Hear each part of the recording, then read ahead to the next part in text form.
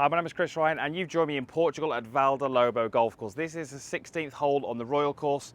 Absolutely stunning par 3 right over these kind of cliffs with the beach and the sea to my left. So huge thank you to Valdelobos Golf Course for giving me access this morning to help me create some videos for YouTube. I've been in Portugal running a coaching school, reached out to Valdelobos and they were very accommodating and have helped me massively. So huge thanks to them.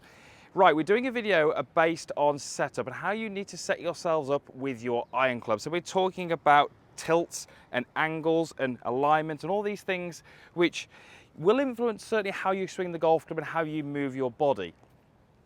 So, you know, you do tend to see a lot of swings on the PGA Tour, European Tour that are maybe a little bit different. They've maybe got some different looks to them, some different moves to them.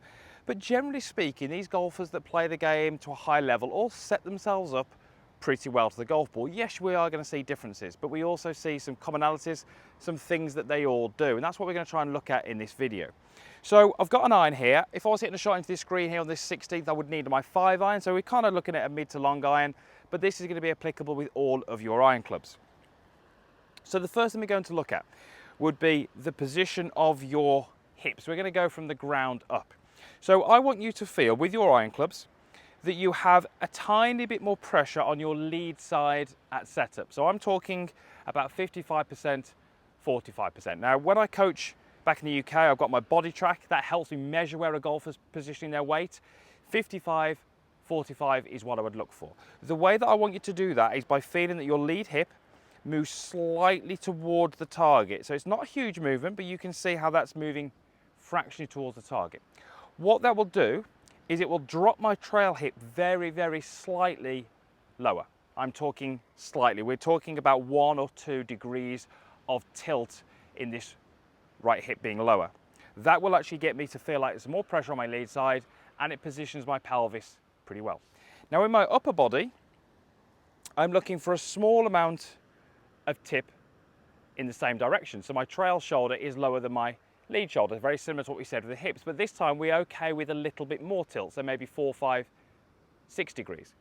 Now, if we can do that, where I can have my lead hip slightly higher, my lead shoulder slightly higher, we basically position ourselves in a point where we can actually move our body in the best way.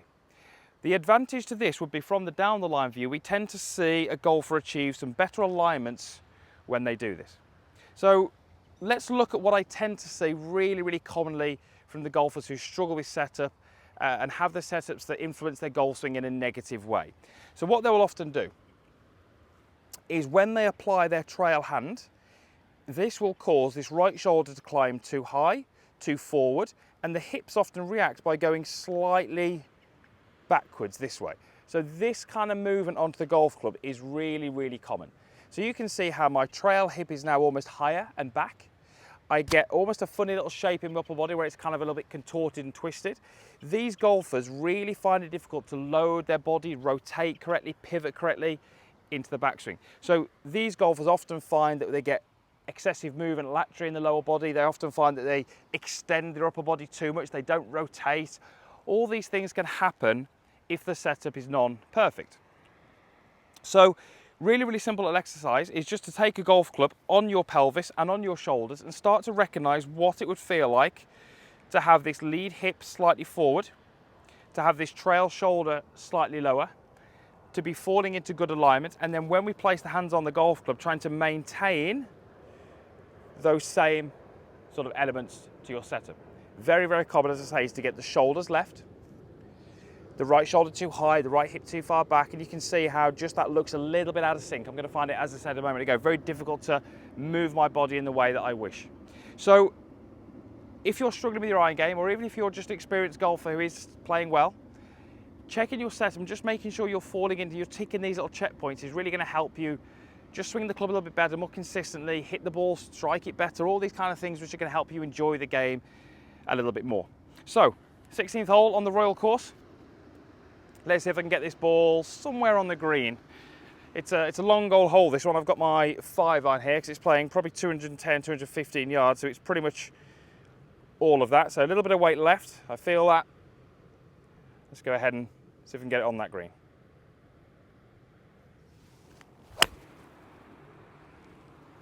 Okay, slightly right of the flag, but it should be into the middle of the green. And I'm using a putter as my next club. And when you've got all that sea left, I would definitely take that.